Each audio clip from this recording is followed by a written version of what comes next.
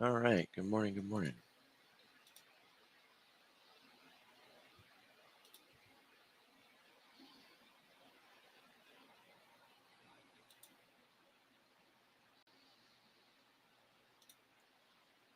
Like we usually do, I want to start with what happened in the overnight hours.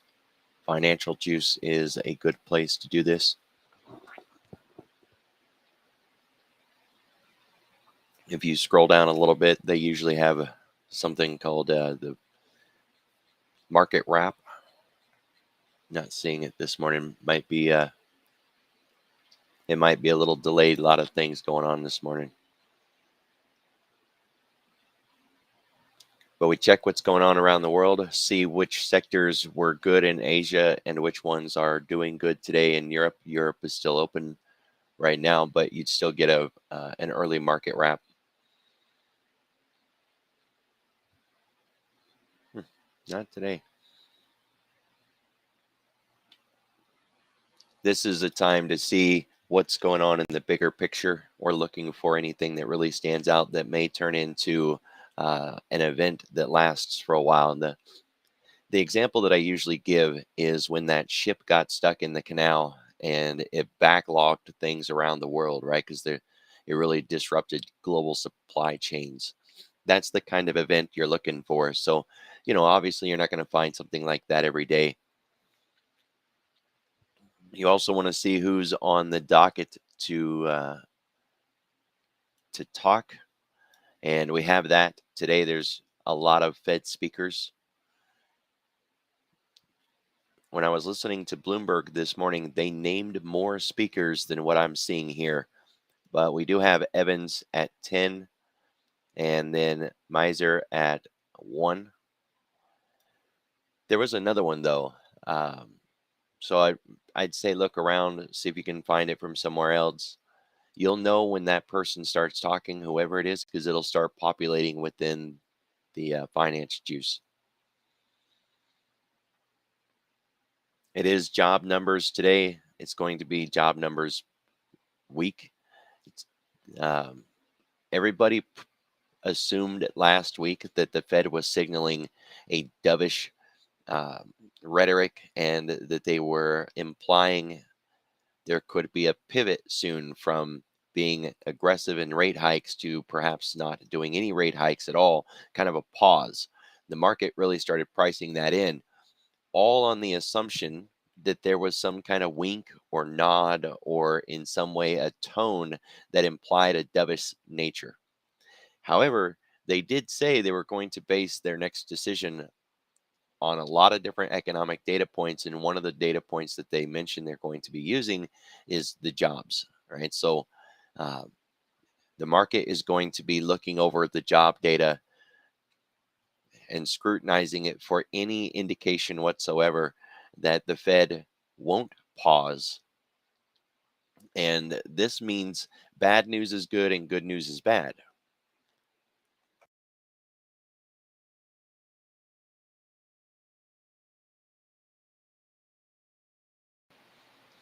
If we get really good job numbers,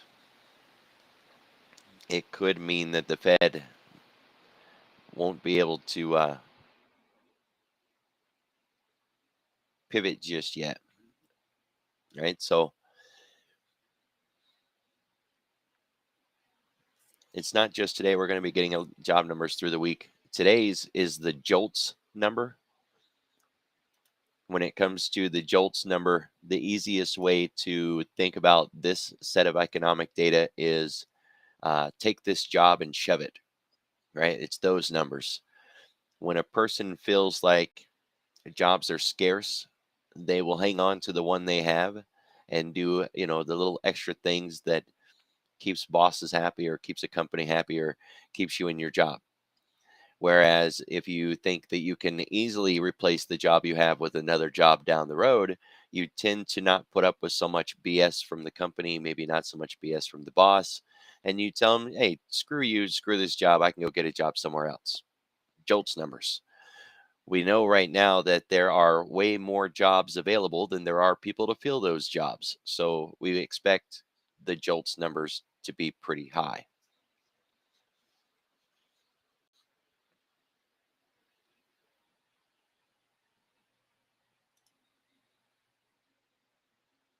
10 o'clock and 11 o'clock. Those are the two time frames today, other than the Fed speakers, that we really want to be paying attention to, which means when we get through 11 o'clock and we're past that additional auction, we've pretty much got a good afternoon free and clear, other than any talk from officials.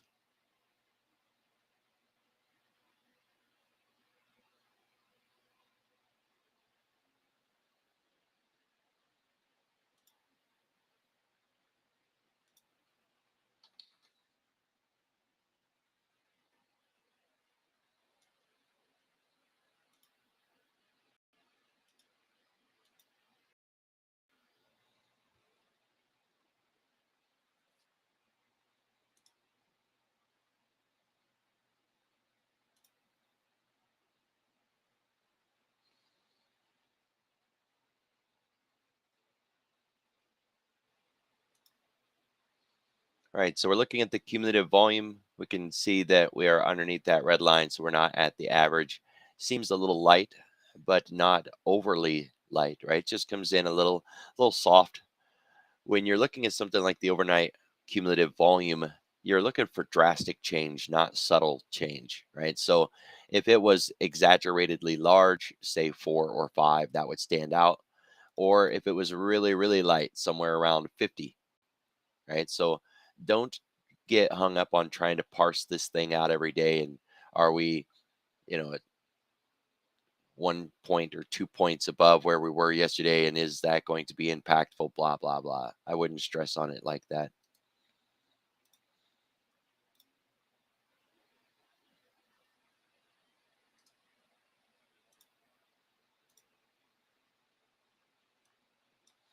All right, we got a pretty narrow day from yesterday. So when we consider, what are the three things that we can do?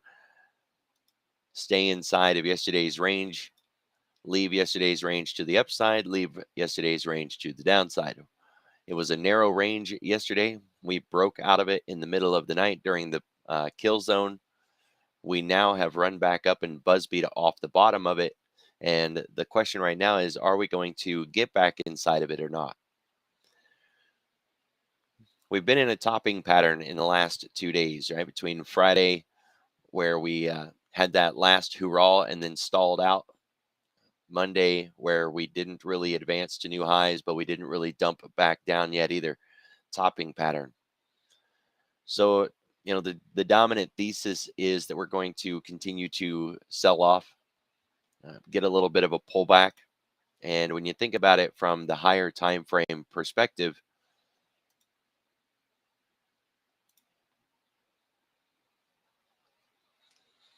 if this is our year-to-date chart with the volume or the volume weighted moving average over our head VWAP anchored to year-to-date, we came up into this price cluster here and we're back to, say, near the top of this range, then it makes sense we're going to pull back a little bit, right? And we're kind of looking for a higher low here. If you think about those higher lows,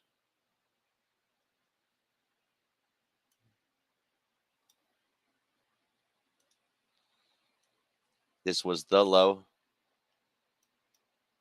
equal lows, little double bottom, but it was still a higher set of lows than the previous one. And then we had a 3,900 higher lows. So now we're looking for, yet again, new higher lows. Market's not going to go just straight up, right? So we got to get some pullback before we continue on in the move. Makes perfect sense. Now there's an argument going on right now on whether or not the lows are in and that we're done.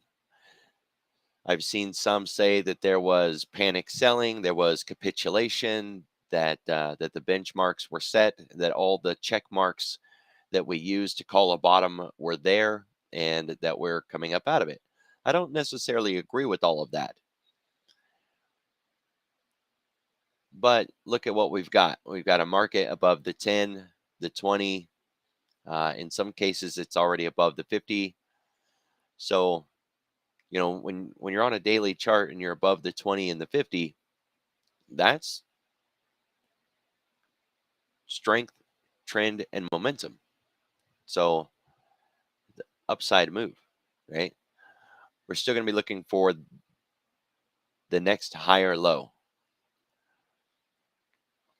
We anticipate some form of a sell-off or a pullback to give us that higher low. So the question right now is, how much of that pullback are we going to get? 38.2 would get us right around the 40.57 mark. So it would be slightly below the weekly pivot point. And that's not a bad target if you think about how far a market should pull back before it starts to pull back, quote, too far. Right? So 40.60, 40.50, that's a good pullback zone. Wouldn't expect it to really get beyond that. When it comes to retracements, more than 50% would be that's just too much, right? A pullback that pulls back too far is no longer just a pullback. It's a change in market direction, right? It's a change in market structure, market sentiment. That benchmark or that line in the sand is 40.30. So we really want to see the market stabilize around 40.60, 40.50. Definitely don't want to see it get below 40.30. Just getting to 40.50 would really call into question the health and the strength and the conviction of this move up off of the lows that we've had.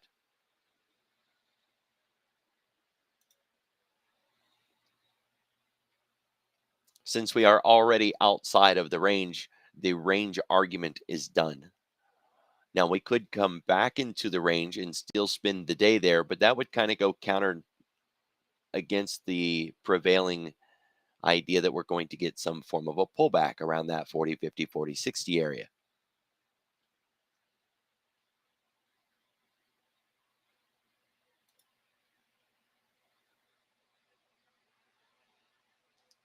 So to continue the discussion for the downside move, half the ADR would be 40.81, and we got really close to that last night. Then we have the weekly pivot point, and then we have a full ADR at 40.33. There is a cog line at 41.11 should we work our way back up there. And if things get really wild, there is a cog line at 40.11 way down below. The 21-day ADR is at 1.86. ADR is average daily range. We're using a 21-day average because 20 days is a market month. So we're basically asking a question in the last month, what was the range of the move on a day-to-day basis? How much did the market move each day on average? And right now, on average in the last month, the ES has made around 76 points a day. ADR.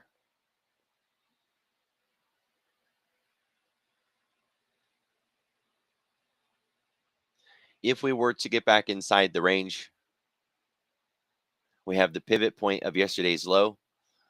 We also have the cash open 41.05, the Globex low.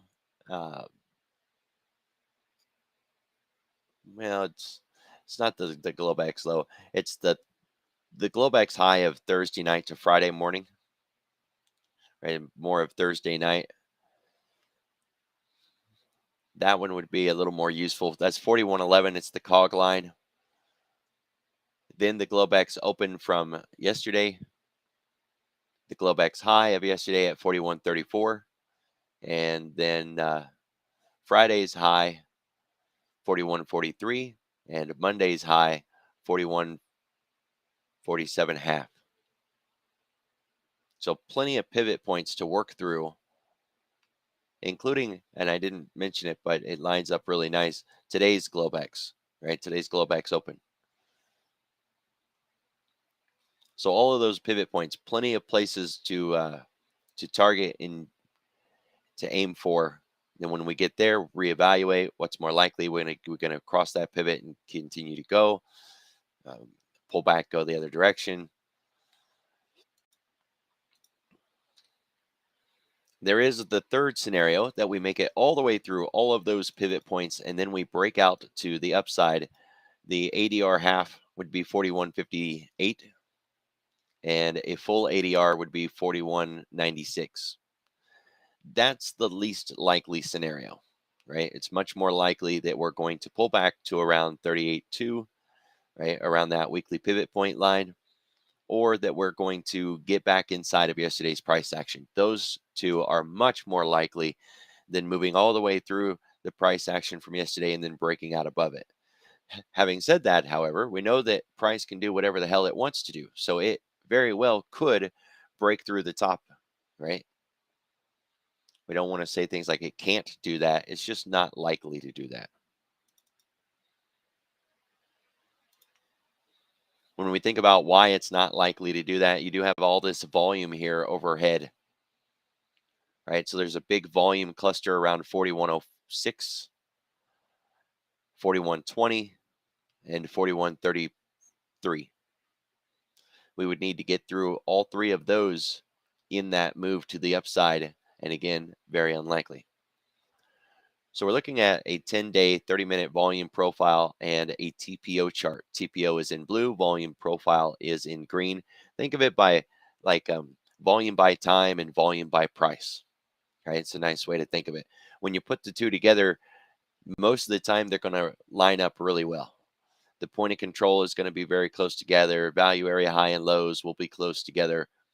But what you will sometimes find, and one of the reasons I like to do this, is you're looking for when price happened to make a move up and say spike or top out,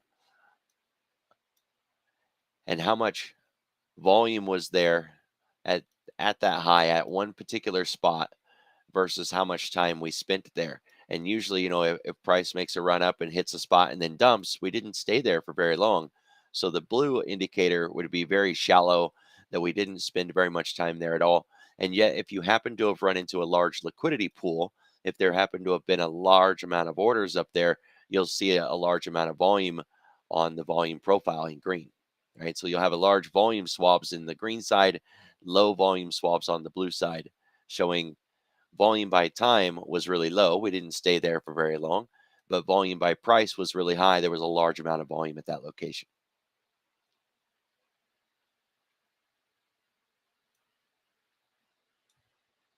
We are still outside the box. We were outside the box yesterday. We're continuing with our uh, belief that when we're out of the box, we're going to make our way back towards the box. And so far, that's what we're doing. We're working back towards the box. The box is also working towards us, right? So this volume here in the lower left corner through the morning today, the rest of those candles are going to fall off of this chart. And then the volume profile is going to radically begin to move up towards price. So it's very likely that price will be back inside the box tomorrow. One reason we're moving towards the box, but the other reason is the box is moving towards us. All right, we're looking at a 5-day, 5-minute chart. Call it mapping out the 5x5. Things worth mapping out are the point of control from previous days, especially if we haven't hit it yet. So on Thursday after the close, we did not come back down and hit that volume profile point of control on Friday or yesterday, which means that's an untouched point of control, and we want to carry that forward. There's another one on Wednesday, and there is another one from Tuesday. So we have 3 untouched point of controls underneath us.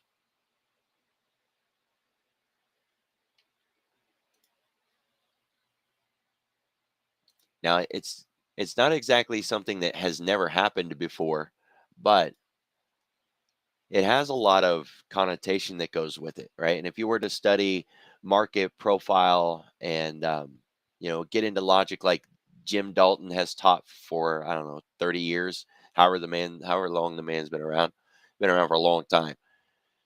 He goes into using volume profile, market profile,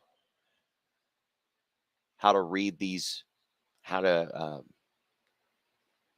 analyze and interpret our expectations when we have multiple untouched volume profiles. I had a note, just kind of trying to back up here a little bit to go through my notes.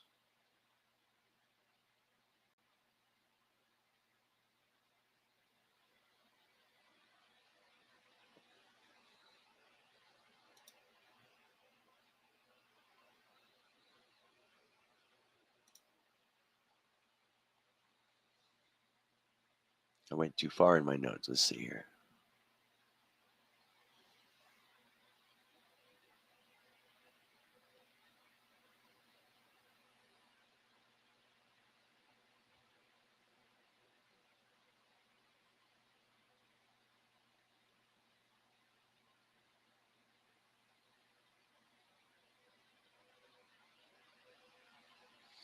Three consecutive volume profiles back to back below us from the prior three sessions. This is relatively rare.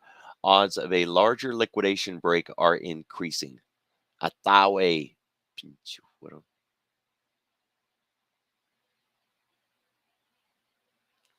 right, so we're looking for a large liquidation break. That the odds of us getting one have gone up drastically because of how many untouched volume profiles we have now underneath this. Plus that topping pattern, right, between Friday and Monday, the weakness from this morning. Just keep in mind, a lot of this weakness this morning is over the the whole China, Taiwan, a show of force of a question of what is the ramifications, what is the impact that is going to come about from Pelosi traveling over there, right? So they kind of drew a line in the sand, and now that they have, they've got to be able to back that up. They made it clear that they didn't want her to visit, and if she did that, that there would be repercussions. So now that leaves the market on edge, thinking, well, what are the repercussions going to be? If you remember when in the last decade or two, when a U.S. president drew lines in the sand and said, "You will not do that, or else." Well, when the or else didn't come, it was, not good for the US, right? Nobody gave the president a moment's peace and just hounded them day after day. Well, you said what else? What if, right? It's kind of like threatening your kids. Better stop that or else. Or else what? What you going to do? Well, this time it wasn't a US president that drew a line in the sand. It was the Asian premier, Asian president, I don't know, pick one, right? Some other leader around the world that drew a line in the sand. But they've still got to back that up, or they're just going to get hounded incessantly for it, right? So now the market's on edge. What are they going to do? What's the repercussions? So a lot of this sell off has to do with that. Once that is resolved, and she was supposed to land within X amount of time, or whenever we get the ramifications, it'll be done, right? Whatever the other shoe drops, so to speak, will be done with it, and that will allow the market to continue to do what it was doing before that interruption came along. So I would continue to keep your eye on finance juice and see at what point that gets reported, when that other shoe has dropped or not, and then look for a market to start changing its sentiment. We still got that midday flip too. We have that auction at 11 o'clock.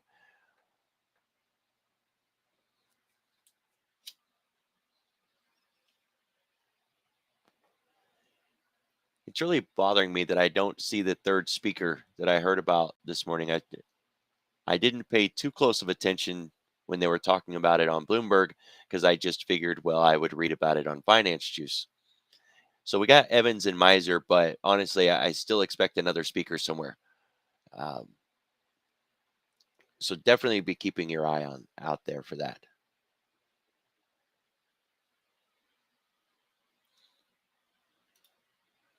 I did make a new introduction to paper trading video. It's a part of the series that we've been doing, right? The first one just talked about paper. The second one was about options.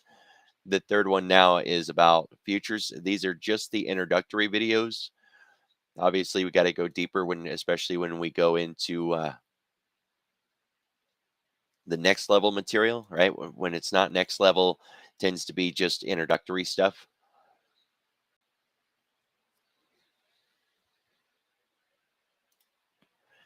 The video is on YouTube now because this is right just an intro piece. But I also posted it in the futures chat room. So yeah, find that there. Obviously, it's number 3. So there's a 1 and a 2 out there also on YouTube. You can just search it, Bullish Bears, how to paper trade. It should show up as a part of the series.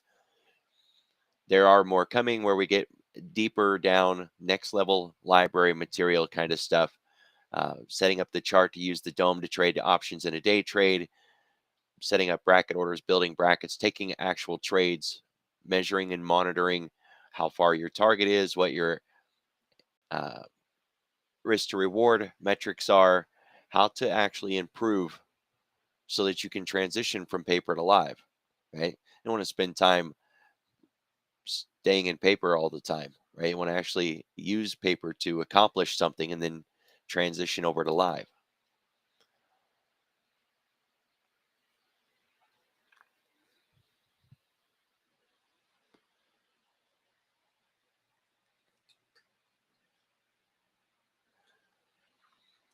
We've seen the VIX get above 25 this morning, but it didn't hold.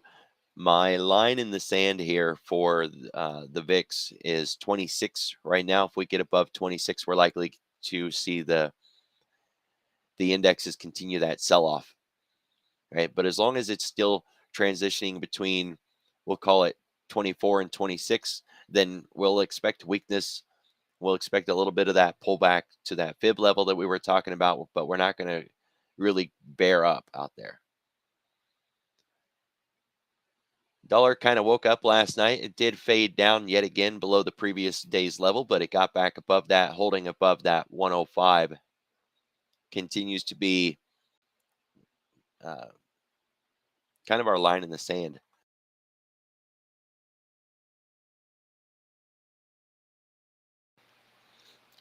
You want to keep your eye on the 10-year, the dollar, and oil. Right now, I've got the 30 here. I tend to bounce back and forth. The 210 yield curve is inverted and it's widening. The Fed started talking about, well, we're not watching the 210, we're watching the 3-month, 2-year. That one as well, inverted and widening.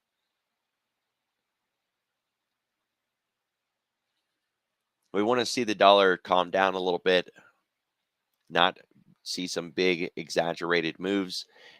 A continued push to the upside in the dollar is going to be rough for the indexes. So the S&P and the NASDAQ is likely to consider it like weight, kind of holding us back or holding us down. Uh, Not necessarily the idea that it would make us go down, right? A dollar popping up to say 107 wouldn't directly cause the S&P and the NASDAQ to fall, but it's negative pressure pushing us down or holding us back.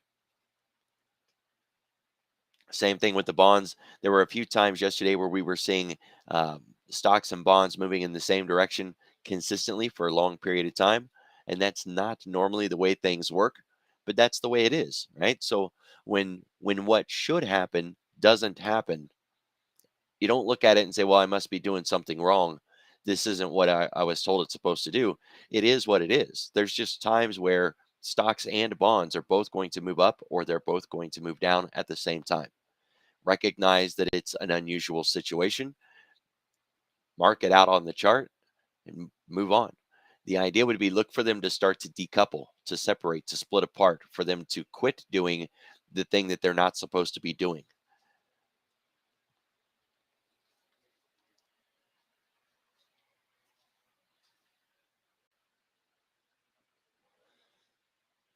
Holding underneath 95 in oil is a little bit of a surprise. We're still basing down there, consolidating. We're holding above the lows of yesterday, but really not advancing anywhere, just kind of hugging that VWAP.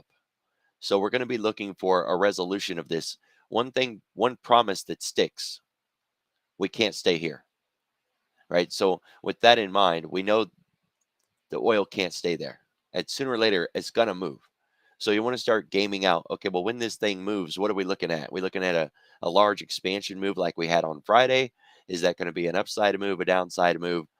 Or are we just going to leg up a few points, stop, and then base at that new location? If oil starts to make an exaggerated move, look for that impact to ripple across the rest of the markets. All right. So every time oil gets to the edge, look at where the S&P and the NASDAQ are at. Are they also at an edge? Is it the same edge? Is oil at the edge on the high side? And if it is the NASDAQ on the edge at the high side? Or is it at the edge on the low side?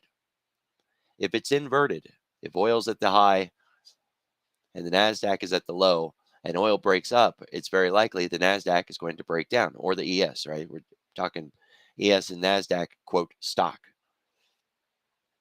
If oil comes back down to that 92.5 and looks to break to the downside, where's the NASDAQ? Where's the ES? Is it ready to break up or break down? Be ready for that.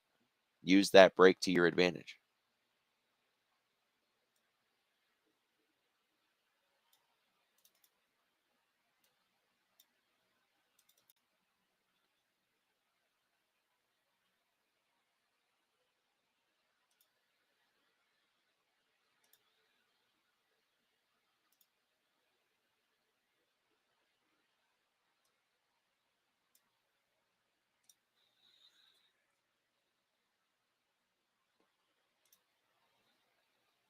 We talked about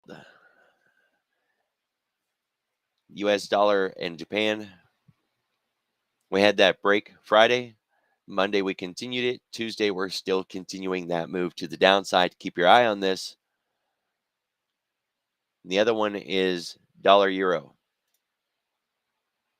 We've been basing and holding in this range. We got back above parity that mid-July, kind of rallied up a little bit to 102, and we've been just hovering in this range or this zone. As long as we do that, everything, it's just calm and calm, no worries. We're looking for this to give a significant liquidation break and or a strong breakout to the upside.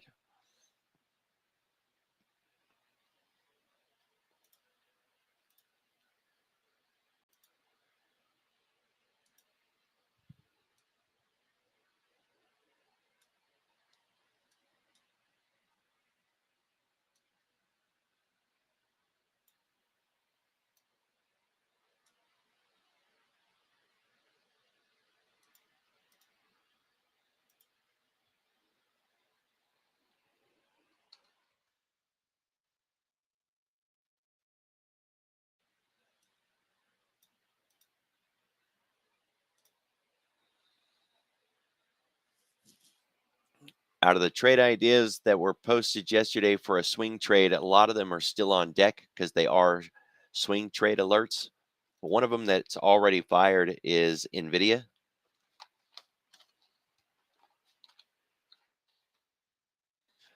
We were looking for an inside week breakout here. So we're on a weekly chart. This was last week's range. This is the new week. We've already started that move, that breakout.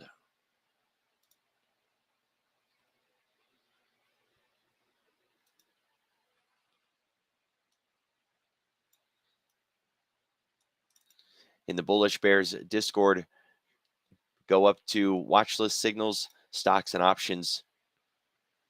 That was the follow-up chart. This was the alert. Inside week breakout setup. Get bullish above 181.65. Watch for resistance at 182.45. And the target is at 195. We still got Netflix and GDX and Microsoft. Since these are swing trade setups and they're inside week breakout setups, the setup is still there on a lot of them. We didn't really sell off yesterday, right? We just didn't really advance. So the setup is still primed. If this week starts to turn around a little bit, Because remember, we're just looking for some consolidation before continuation because we trade what we have, right? And what we have right now is short-term trend to the upside, short-term momentum to the upside, short-term strength to the upside, and we still have the surge to the upside. So until we don't, play what we have.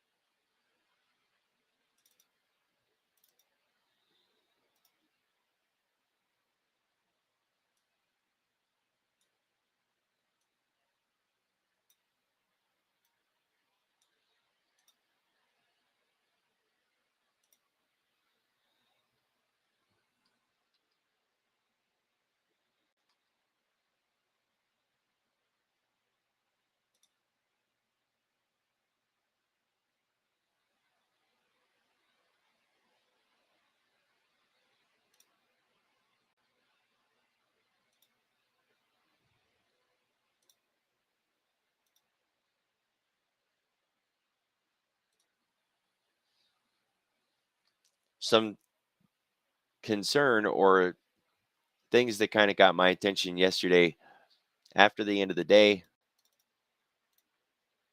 We're looking at the 9 sectors.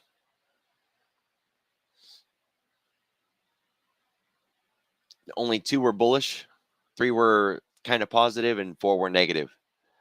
Out of the 2 that were bullish, they were both consumer. So consumer discretionary, consumer staples. In a quote risk on market, we want to see technology, finance, and consumer, right? Consumer discretionary. And that's not really what carried through yesterday. We did get the consumer discretionary, but that enough is it's not enough. That alone isn't enough. So seeing the financials weak, pressing on the low side of yesterday didn't really bode well for, a continuation of the rally. We got to keep those names up, right? Got to keep the flow across the indexes. And we're not.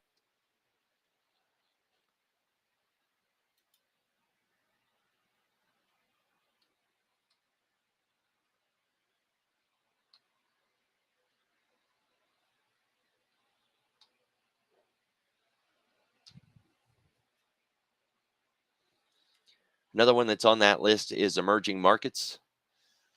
This is our global risk on, risk off kind of thing. If emerging markets are bid up, then there's a global appetite for risk. We tend to see that as a positive for the market. We didn't get that follow through that we were expecting. Looking really weak, lack of continuation.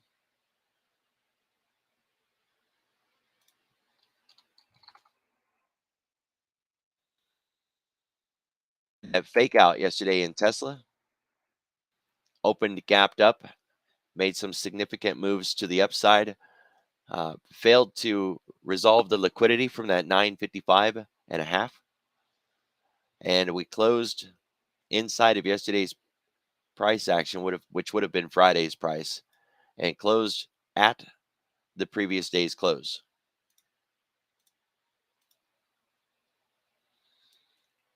So now we're gapped down in this just like we are in the indexes, and we're going to be focused on, is it going to get back inside the box inside of yesterday's price action or not?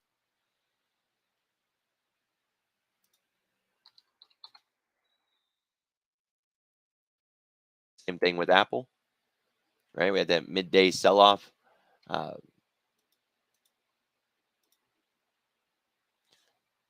benchmark right now is around that 161 mark. And we've got a significant level at 159.5. We break that, and we're very likely going to begin a round trip back inside the zone that we had been in below 152.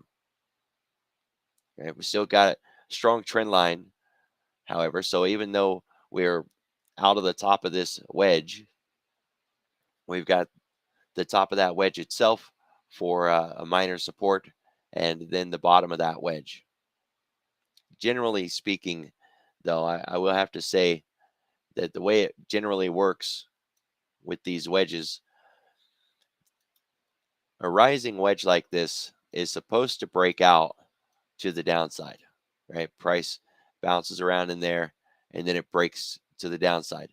When it doesn't do that and instead it breaks to the upside, it's usually like one last hurrah, right? It's blow off top kind of signal.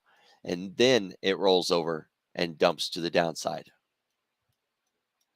So it's something to keep in mind. That rising wedge where it broke out upside, it's not like we've never seen that before. You can go back and find old examples where a rising wedge did not break down first the way it's supposed to, and it's generally going to end up making that capitulation blow off top before dumping and failing. There are rare occasions, of course, where we do get the topside breakout and then it just continues to uh, run to the upside. Then we get a little bit of a Busby bounce and away we go.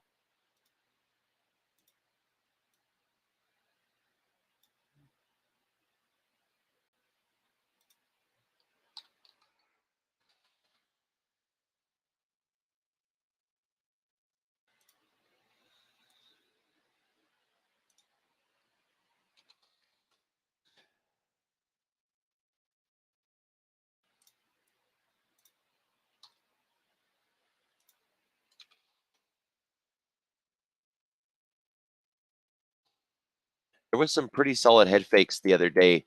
Um, During the live stream yesterday, we were looking at retail, and a lot of the retail was really strong yesterday.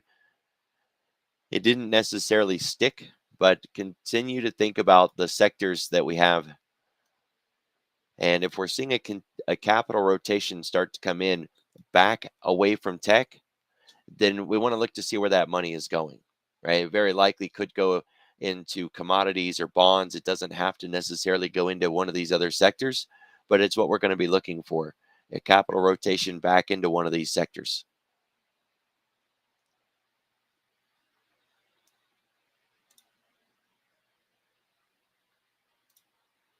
With those sectors in mind, the risk on, risk off, and midline. So when you start to see that capital rotation, focus on which sectors it is and that it should be in a pair or a group. Healthcare, utilities, and consumer staples, or industrials, building materials and energy, consumer discretionary, technology, finance.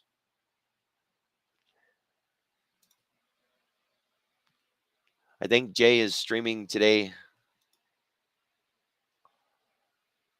He should begin around 9:15 or so. Just check the live stream links. All right, nobody's streaming in stocks and options. So yeah, futures. I say everybody be careful, be safe. I will see you all tomorrow.